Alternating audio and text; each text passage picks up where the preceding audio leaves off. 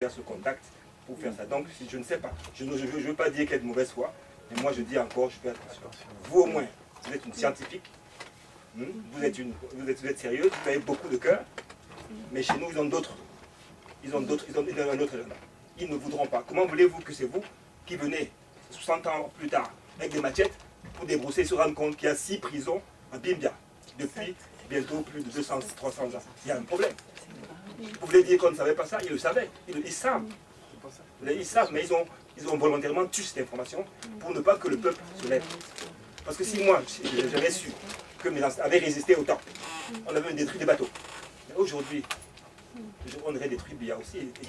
Vous comprenez comment?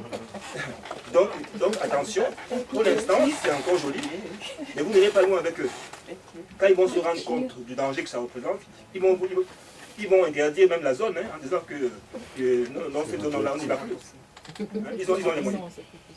Deuxième chose, c'est que moi je crois quand même que vous êtes sur la bonne voie. Parce qu'il y a la voie scientifique, mais aussi il y a la voie traditionnelle. Chez nous, on parle avec les morts. Donc ceux qui savent parler avec les morts, vous les mettez à Bimbia. Avec quelques éléments, ils vous feront parler même ceux qui ont été là à cette époque-là. Ça peut vous aider à avoir des résultats plus palpables. Autre chose, troisième problème, comment voulez-vous que, comme par hasard, au moment où on parle de Bimbia, c'est maintenant que les églises américaines envahissent le Cameroun. Born again, hey, il y en a plein, ils financent. Au moment où on parle de renaissance, on vous envoie des milliards pour faire les born again. Toutes les maisons sont des églises. Alléluia.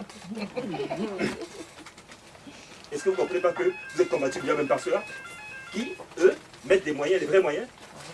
Tout cousin qui a un peu d'argent, qui a une grande gueule, on lui donne 2 millions, une voiture, le lendemain il crée une église avec le drapeau américain. Il va en stage aux États-Unis, il revient avec un diplôme, il est pasteur. Vous voyez donc, bon, voilà donc en fait les 3 sujets que j'ai depuis le début. Je m'arrête là. Merci. Merci. Ce que le frère là vient de dire est très important parce que vous voyez le problème des razzias négrières, je vous ai dit tout à l'heure, je crois que nous devons faire très attention. Si les gens veulent faire une action, il faut que vous achetiez le livre parce que je crois que il y a quelque chose qui ne marche pas avec Dagan depuis qu'il est en train de vendre ce livre. Parce que tout se passe comme si les libraires vendent le livre et bloquent l'argent. Donc ça veut dire qu'on ne doit plus produire ce livre. Lorsque j'étais au salon du livre, il y a un Français qui a pu lire, il a lu le verso. Il m'a dit, en tout cas, ce n'est pas vous qui passerez à la télévision. J'ai dit, je le sais. Et je ne veux même pas passer à la télévision. J'ai une télévision que j'aimais, ça s'appelle Télésud. Bon. La manière de nous dominer fonctionne sur 2 axes. On nous culpabilise. C'est ça le phénomène de celui qui a été vaincu. C'est-à-dire que vous allez constater que ce n'est pas nous qui écrivons notre histoire. Voilà quelqu'un qui vous agresse.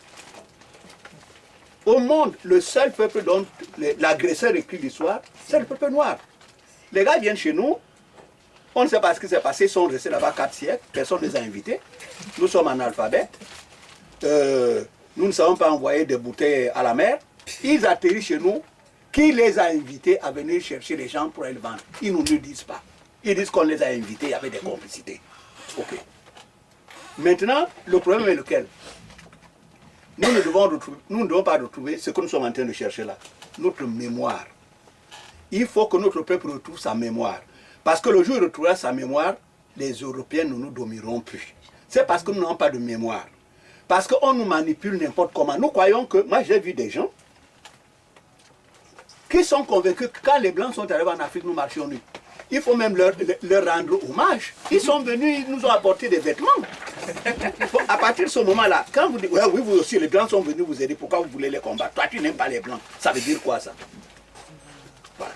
Ce que le compatriote vient de dire est très important. Je vais à Beauvais un jour, chez un ami, et sa femme et sa belle-mère étaient là. Alors, pendant que je discute, on discutait de ce qui s'est passé au Cameroun dans les années. Mais sa fille qui est pharmacienne dit, mais qu'est-ce que vous racontez, monsieur Wimba? J'ai dit, oui, il y a une guerre au Cameroun. Il dit, quelle guerre? Une guerre au Cameroun? Il dit, oui. Il demande à sa mère. Samuel ne pouvait pas. Il dit oui. Quoi? Oui, mais pourquoi? Pourquoi est-ce que tu... Mais Samuel lui a dit, oui, on ne pouvait pas parler. Nous sommes dans la même situation. Il ne faut pas parler. La question qu'on lui pose, pourquoi il veut savoir? C'est que les gens se demandent, est-ce qu'on n'a pas envoyé comme espionne? Si nous on parle, on vient nous arrêter après. Voilà. C'est ça le terrorisme qu'on exerce sur notre peuple depuis. Il faut chaque fois dire que non, c'est les Noirs qui sont responsables de ce qui est arrivé. Alors là, vous passez à la télé. On vous paye des billets. Il y a même quelqu'un qui est allé, des qui l'ont invité cette année. Je ne connais pas son nom, s'il te plaît. On l'a invité à la Martinique. Eh bien oui, heureusement il s'est fait ridiculiser par une fille qui s'est levée dans la salle. La fille l'a remise à sa place. Il est parti la queue entre les jambes. Donc ça veut dire tout simplement que nous sommes en guerre. Je vous le dis, nous sommes en guerre. Et une vraie guerre. Parce que la véritable guerre, on la perd dans la tête. Voilà. La guerre des armes, ça vient. Mais une fois que vous avez perdu votre... Nous sommes toujours défaillants devant l'homme occidental. Dès qu'on le voit, c'est le maître. On commence à se prosterner. Assalamu alaikum. Assalamu alaikum. Un peuple comme celui-là, d'abord, personne ne vous respecte. Il a parlé de cette guerre du Cameroun. Cette espèce de premier ministre français, moi je ne sais pas le niveau qu'ont les gars de l'UMP. Quand je les envoie, les Sarkozy, ils viennent en Afrique, ils viennent nous insulter. On n'a jamais été dans l'histoire. Lui va nous faire rentrer dans l'histoire. Il va faire ceci ou cela. Fillon vient au Cameroun, il dit, non, les Français n'ont tué aucun Camerounais. Tout ça c'est des histoires. Il y a là décoré. Fillon ne peut pas aller dire ça aux Algériens. Il le gifle tout de suite, on le met dans l'avion. Voilà. Donc, accrochez-vous à ceci que cette façon de falsifier notre histoire, c'est de dire aussi, chaque fois on est en train de culpabiliser. Ah oui, nous sommes responsables. Moi, j'ai dû répondre à un camarade, quelque part dans mon livre. Et les chefs de village vendaient les gens. Mais il n'y a pas de village en Afrique. Il y avait des empires en Afrique. Les gens croient qu'il y avait un petit village, ce qu'on appelle aussi les États, de 3 ou 4 personnes qui sont là, qui attendent nuit, et qu'un blanc leur apporte des alcools. Comme s'ils buvaient du whisky. Je rappelle d'ailleurs que ces histoires, on leur donnait des alcools. La seule boisson qui soit sacrée en Afrique, c'est le vin de palme. Les blancs ne savent pas produire le vin de palme. Ils apportaient quelques alcools. Nous, on ne boit pas de whisky de toute façon. Même les poissons en Afrique ne boivent pas de whisky. I'd like to say thank you very much for the questions and for the advice. Les conseils pour les questions. Tomorrow I go to Cameroon. I'll be staying for 1 year. Teaching at Yaoundé Anne, teaching a course on Bimbia and other points of embarkation and the slave trade. I'm beginning to understand more why some of the responses that I have gotten is that, oh, you are very brave. You are very brave. And I'm happy that I'm brave, but I didn't understand the larger context. And even if I had understood, I would still do the same. Because our recovery and our remembering, it's worth the risk. We must do it. If you, to be safe, if you can't be who you are, then what is the meaning of life? What's the point? This is something that we have to do, and as I said earlier, it's not by my design that I am doing this work. I'm doing this work with a lot of people with me, those that we can see and the ancestors that have gone before us. This is a calling that's bigger than any individual. I mean, no matter what their status and their position is. And it's work that I'm going to do. There have been things that have happened in Cameroon, things that happen out of Cameroon that I shared earlier. I have been asked to stop, to not do the research, and my first response was, it's research. What's the issue? The evidence is there. If you don't agree with the evidence, go and do the research yourself. But there, I mean, you are correct. There is lots of context around this, from the issue of reparations, from the issue of whether there were collaborators or not collaborators. I mean, there are many issues and it's not just in Cameroon. There are many people who take the ADN test and are angry when they get the results, because now they say, well, this is the family that didn't want me. This is the, perhaps those are the people that sold me. So c'est compliqué on a lot. It's very complicated on many different levels. But it's also because our history has been falsified. So it's also making the necessary a revision for truth and for justice. So it's important that we do this work. I'm from Louisiana.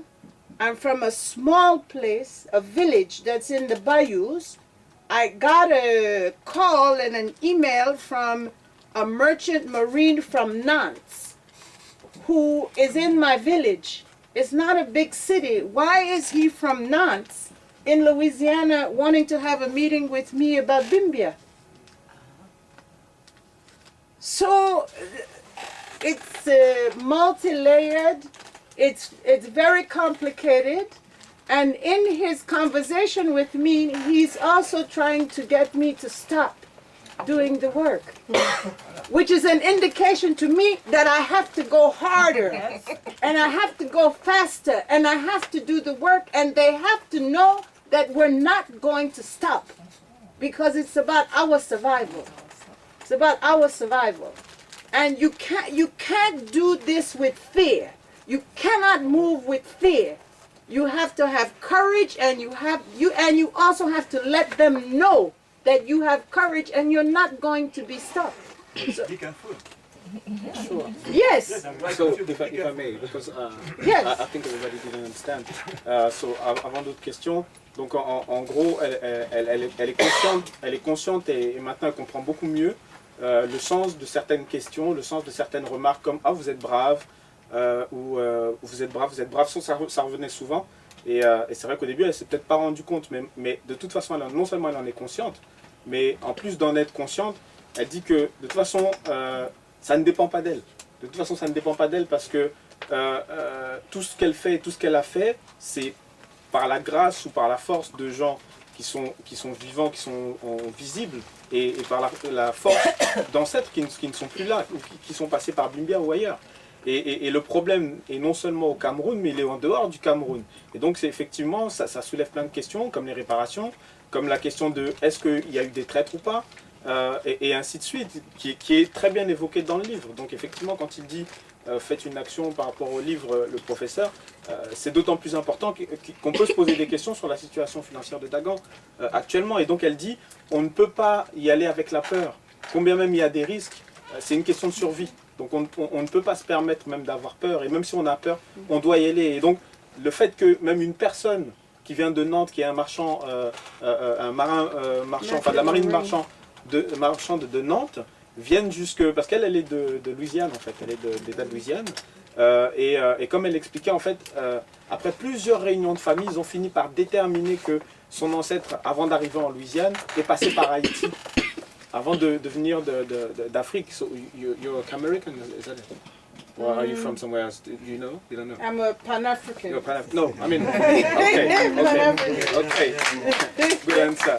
Donc le fait est que même si on retrace, etc., ça soulève plein de questions, ça pose plein de problèmes, et comme il a dit, de toute façon, il y a d'autres intérêts qui sont en jeu, et il faut faire autant attention aux gens qui vous approchent avec le sourire qu'aux gens qui vous approchent en faisant la tête, et de toute façon, on n'a pas le choix. On n'a pas le choix. And if I can just say quickly, because of the persistence and because of the evidence, Bimbia is now declared by the Cameroon government to be a national cultural historic site. And that took a lot of work. It was declared such May of 2013. The Ministry of Arts and Culture has the portfolio for this. It was also part of Cameroon's presentation at the UNESCO meeting in March on the slave trade. So Bimbia is now a registered, it's a national site, and now I'm working with some folks at UNESCO to do the work so that it will be declared a World Heritage Site. Donc depuis 2013, depuis mai 2013, en fait, le site de Bimbia est classé par le Cameroun comme site national. Et donc ça demandait beaucoup de travail, et donc là elle est pour parler avec les gens de l'UNESCO pour essayer de faire en sorte que ce soit carrément au patrimoine de l'humanité en fait. J'ai vu qu'il y en a plein comme ça classés au Cameroun. Donc the brother had that there are plenty Salaga maritime, to find des mangroves, tout ça est classé. plenty sites to be classified. Yes, there are. Donc voilà. And I will be careful. Et donc elle fera attention. Donc Bonjour, je suis Bertrand, membre du mouvement Roux. okay, Bertrand, I apologize not to be at the beginning of the meeting. I come from a plantation. work. Plantation is my work. And, bon, je parle en français. J'ai bien compris, j'ai lu le livre du professeur. J'ai compris qu'en fin de compte, il y avait une question de come back to Africa. Et de remettre en fin de compte tout ce qui est les cultures africaines, le mode de vie africain, la spiritualité africaine, l'économie africaine en place. Mais ma question est, comment pourrions-nous mettre en place tout ce que nous voulons être, tout ce que nous souhaitons, sans avoir un pays africain, sans avoir une nation africaine? Parce qu'aujourd'hui, toute l'Afrique est dominée par l'impérialisme. On pourrait citer tous les pays francophones africains, il n'y en a aucun qui représente ce que l'Afrique était avant ou ce que l'Afrique pourrait devenir. Donc aujourd'hui, il y a une révolution qui naît au niveau de plusieurs associations, même qui naît dans des familles, où les gens comme elle veulent retourner en Afrique, avoir la possibilité de reconnaître l'Afrique. Mais comment pourrions-nous aujourd'hui demander réparation quand on n'a pas derrière une nation africaine? Donc ma question est, quelle est la solution pour qu'on puisse aujourd'hui avoir la possibilité, premièrement, de créer une nation africaine qui pourra aujourd'hui se battre contre l'impérialisme, contre l'oppresseur qui existe encore aujourd'hui?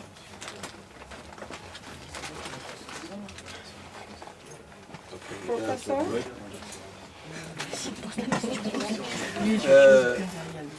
La situation dans laquelle est plongé notre peuple, techniquement on l'appelle une situation de... Ça s'appelle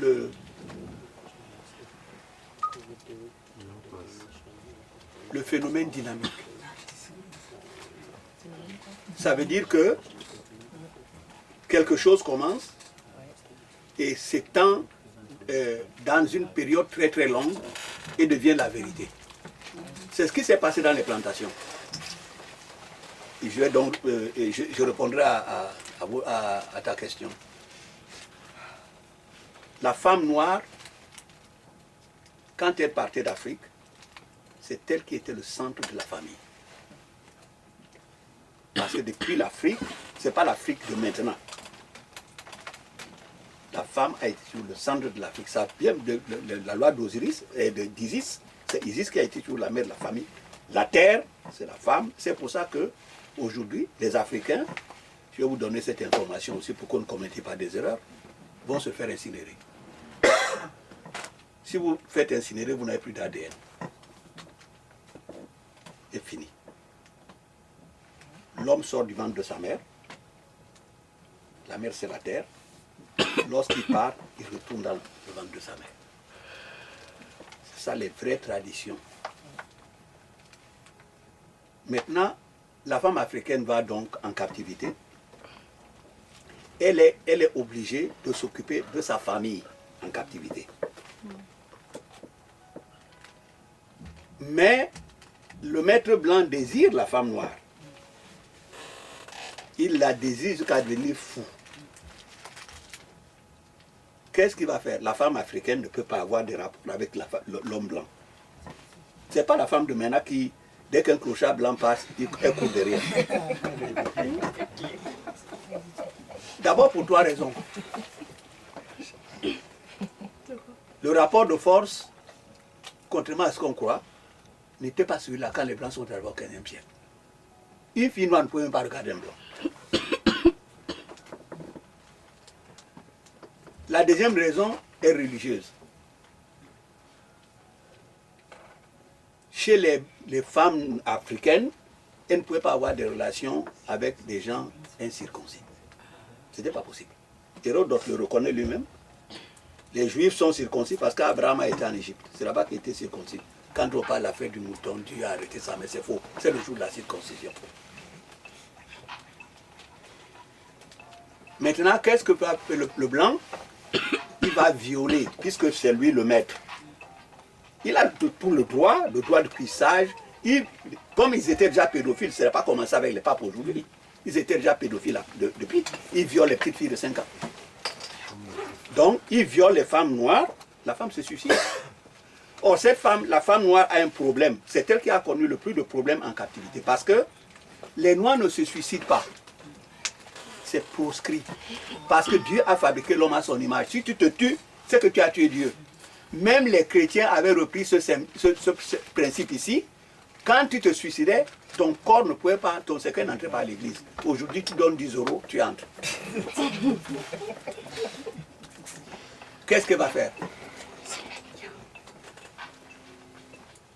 Dans les plantations, les gens se battent tous les jours. Il ne faut pas croire que le combat de notre peuple, en terre africaine, il y avait le combat. Dans les bateaux, il y avait le combat. Il y avait des bateaux fantômes qu'on trouvait dans l'Atlantique. Il n'y a personne. Les Noirs sont morts, ils ont tué tous les marins. On a vu des bateaux fantômes. Arrivés en terre de captivité, les Africains continuaient à se battre. Ils sabotaient les plantations. Ils arrachaient l'état de trucs. Jusqu'au jour où les Blancs vont trouver le moyen. On demande aux enfants. Ils disent que vous êtes allés attraper nos parents. Vous allez voir, à l'époque, on sait encore ce qui s'est passé dans l'histoire. Vous êtes allés attraper nos parents en Afrique, vous les avez amenés ici pour les fêtes, ils étaient libres là-bas. Eux-mêmes se trahissent. Le roi d'Espagne disait que les Noirs, il fallait les faire travailler parce qu'ils sont très libres en Afrique, ils se baladent partout. Ils ne foutaient rien à longueur de journée dans le tam-tam. Alors, qu'est-ce qu'on fait? C'est dans là, ils élevaient des oiseaux de proie, des vautours. Ils attachent le père, on attache les pieds, on attache le père, on le met dans la cage, on invite tous les esclaves de la contrée. Venez voir, on met les oiseaux de proie. Ils le mangent devant tout le monde. On met des fourmis rouges. On leur dit, celui qui dit encore à ses enfants qu'on est allé vous attraper, voilà ce qui va lui arriver. Maintenant, il faut sauver la famille. Les gens vont commencer. Vous leur direz que ce sont les Africains qui vous ont vendu. Nous sommes allés vous prendre là-bas. Vous étiez des esclaves. Les années passent. Un siècle. Ce sont les affaires. C'est pour ça que vous voyez que c'est devenu dans le cerveau. Ça dit que quand je me disputais souvent avec nos compatriotes d'Afrique. C'est moi qui prenais la défense de nos compatriotes d'Afrique déportés. J'ai dit, vous ne pouvez pas comprendre que ces gens-là, on les a forgés comme ils sont. Et vous-même, vous êtes quoi? Comment vous pouvez accepter que votre terre, et vous vous laissez là-bas, vous n'êtes même pas capable de vous débarrasser des Blancs? Voilà donc ce qu'on appelle le phénomène dynamique. 10 ans, 20 ans, 30 ans, ça devient la vérité. Les générations arrivent, les parents ne peuvent plus parler, parce que s'ils parlent, ils s'exposent. Ils exposent aussi les enfants. Ils disent tout simplement, souvenez-vous de Kunta Kinte, un jour, la vérité surgira. Elle a commencé. Bon, maintenant, tu es en train de devancer ce que nous devions dire par la suite. Je crois qu'en toute chose, nous devons nous mettre deux choses à la tête. Il faut l'organisation. Nous devons être honnêtes, nous ne sommes pas organisés. La discipline. Les Africains sont les seuls peuples au monde qui n'ont jamais été disciplinés. Ils sont dans une armée. L'armée est en train de défiler le 14 juillet, puisqu'ils adorent le 14 juillet. C'est la fête nationale. Ils meurent toujours pour la France, jamais pour l'Afrique. Quelqu'un voit une femme qui vend les beignets, il quitte le truc, elle me libère, il va manger les beignets. Ce n'est pas la discipline. Même nos organisations fonctionnent comme ça.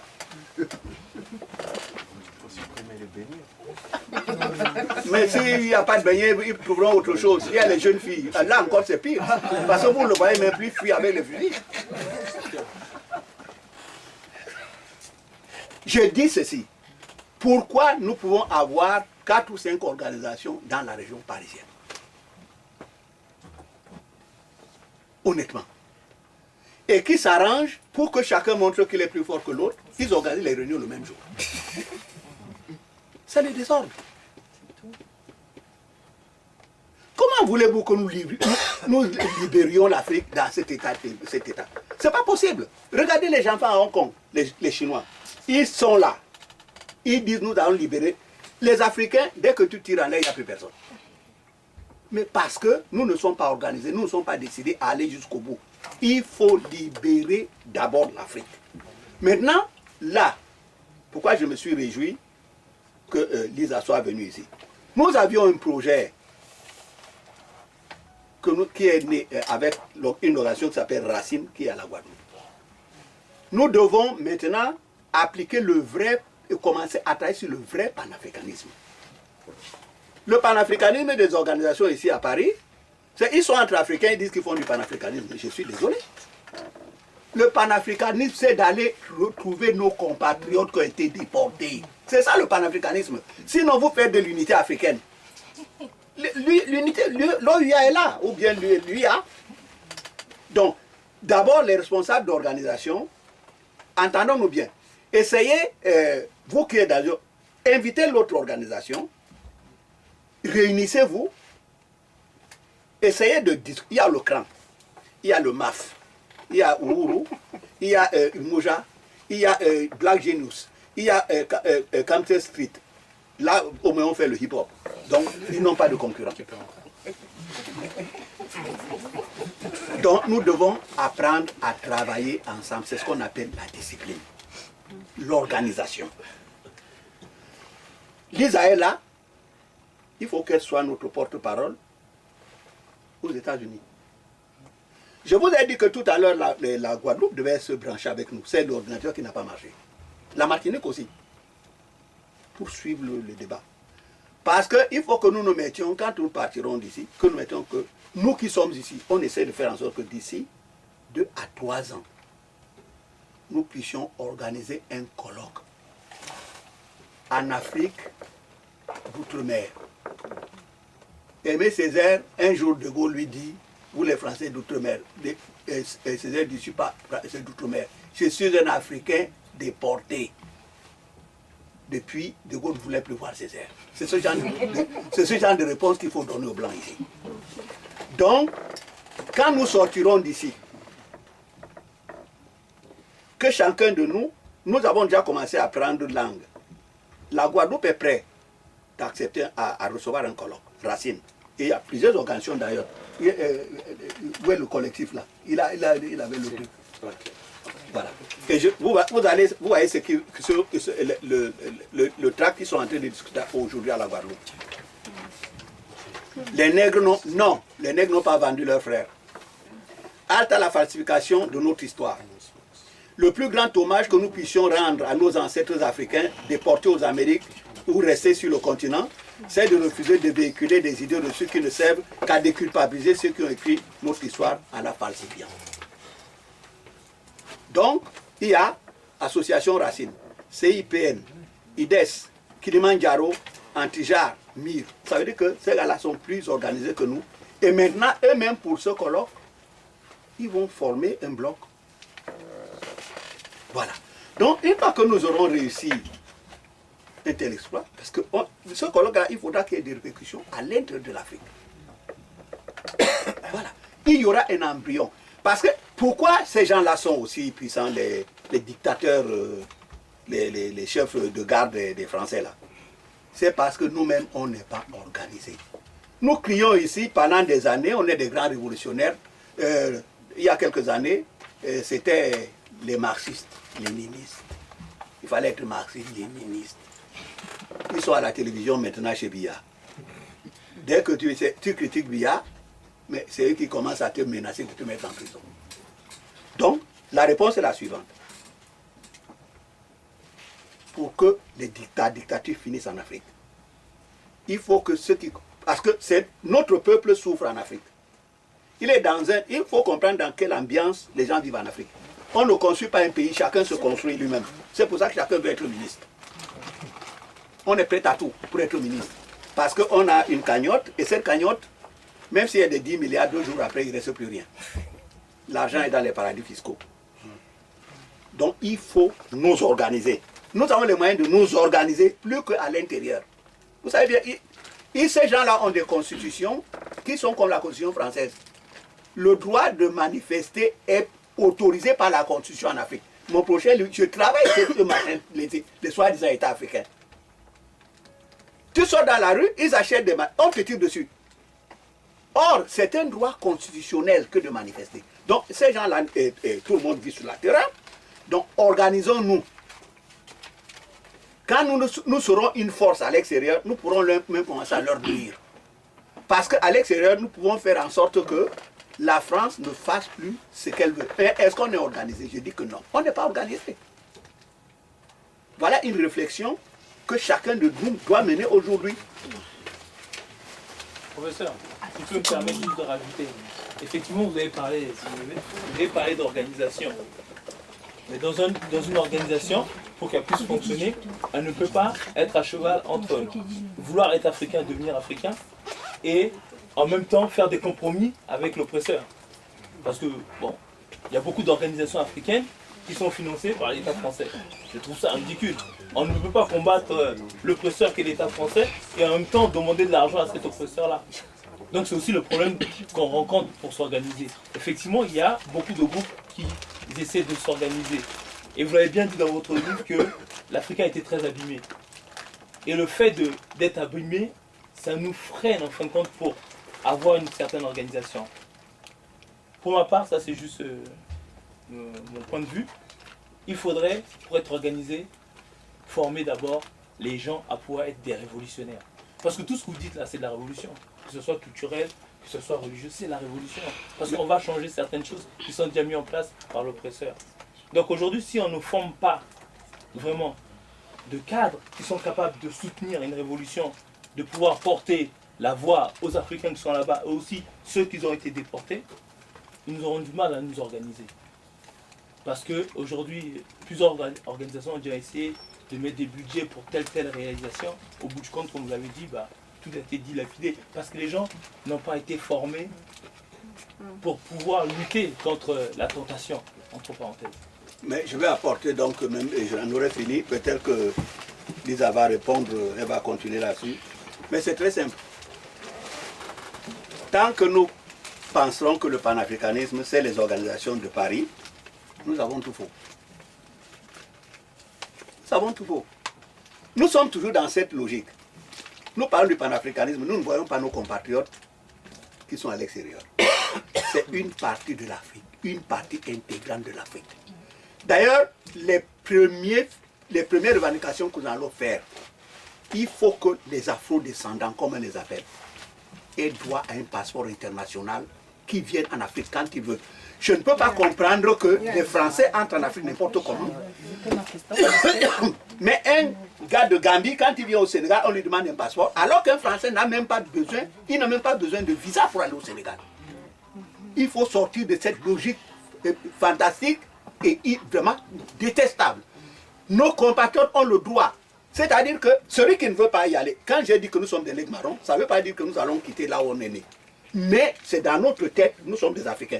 J'ai dit que le jour où l'Afrique sera, il faudra construire des universités partout où notre peuple a été transplanté à l'extérieur. Il y a les Cajuns qui sont aux États-Unis. Le roi de France a vendu cette terre-là aux Américains. Ils se disent encore français. Donc nous devons nous occuper de nos compatriotes. Ils sont partis par la violence. Si nous ne le faisons pas, c'est que nous sommes complices des négriers qui les ont amenés. Et si eux-mêmes ne comprennent pas qu'il faut qu'ils restent dans leur pays, ils ont trahi notre sang. Ils trahissent les nègres marrons qui voulaient rentrer dans leur pays.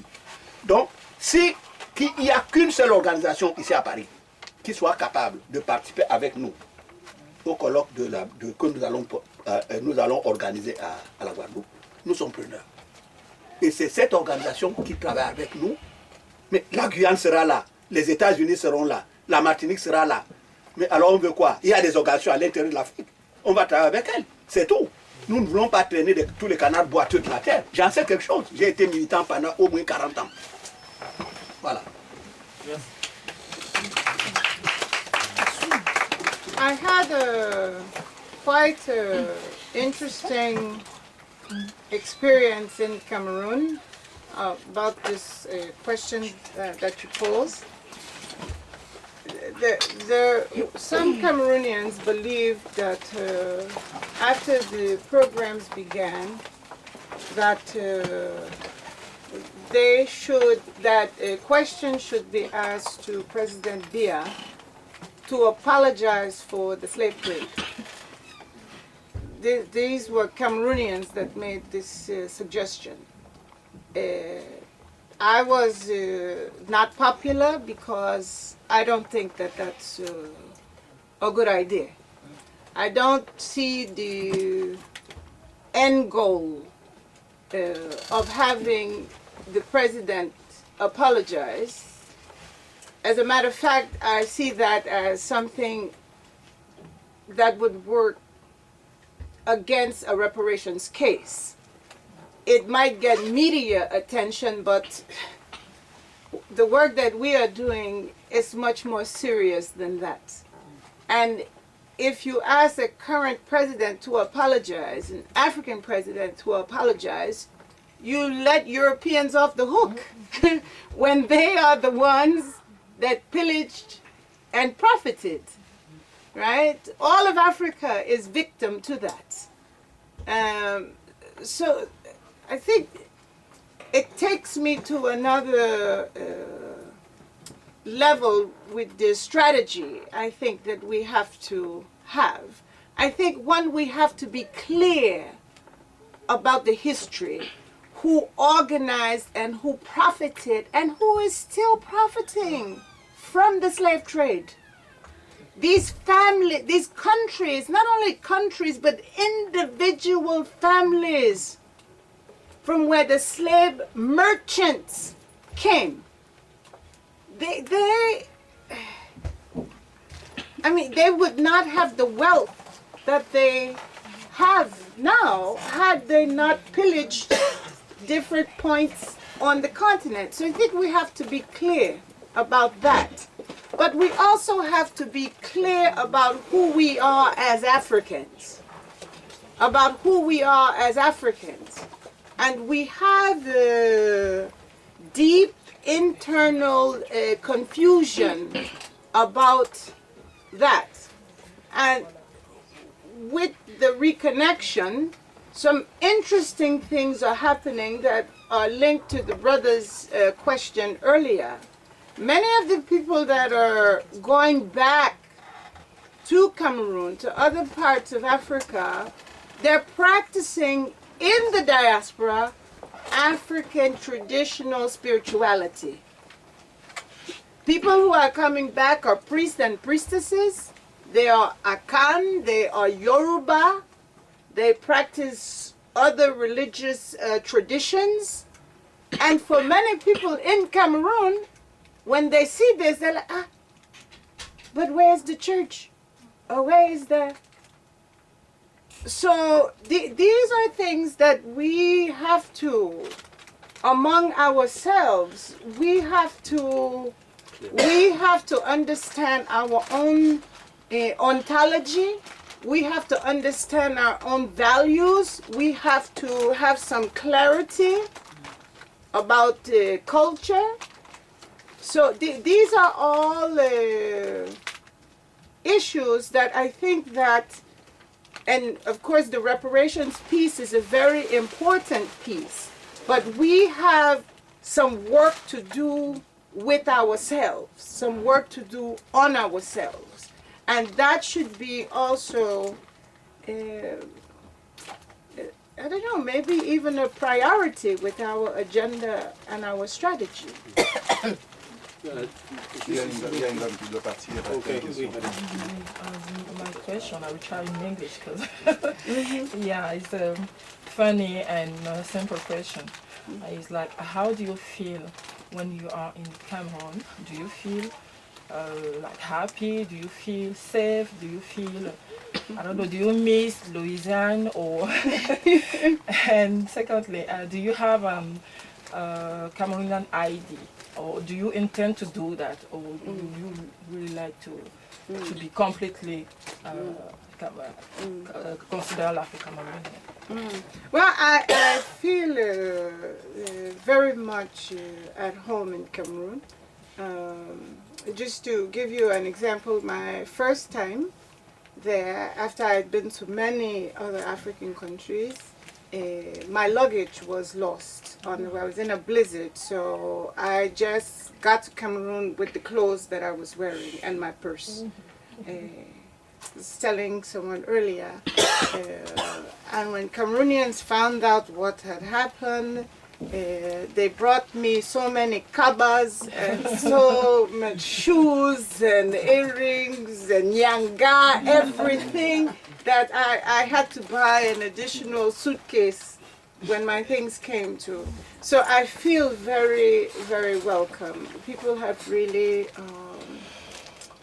opened their hearts, they've opened their homes, and even my friends on Facebook, I mean, it's more like family. I mean, we're seeing each other for the first time now, but it doesn't feel like it because we connect. So but I'm also very much, I've become more aware of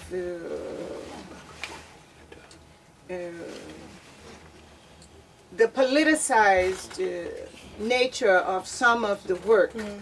But I've also been on this earth for many decades, so I'm not yeah, I'm not naive. I'm not shocked about that. I'm going to Cameroon as a Fulbright scholar, so I'll be at Yaoundé N at the university. I'm on faculty there already, so I've been working closely with a number of colleagues there, and we're collaborating on this, and with folks at University of Buea and University of Douala, and I know Bafut and Bamenda, Garoua. So I've been traveling a bit. So yes, I mean, many of us would like to have not just an ID, we'd like to have dual citizenship. Yeah. I mean, why stop at an ID? I mean, we'd like to, we'd like to have more than that. And as I mentioned earlier, I think I did, that the point of many people reconnecting with Africa, even before Adientes, it's not just to have a connection, but it's also you want to build, you want to build the continent, you want to build your home, you You don't go to your mother's house empty-handed. You know, it's part of us.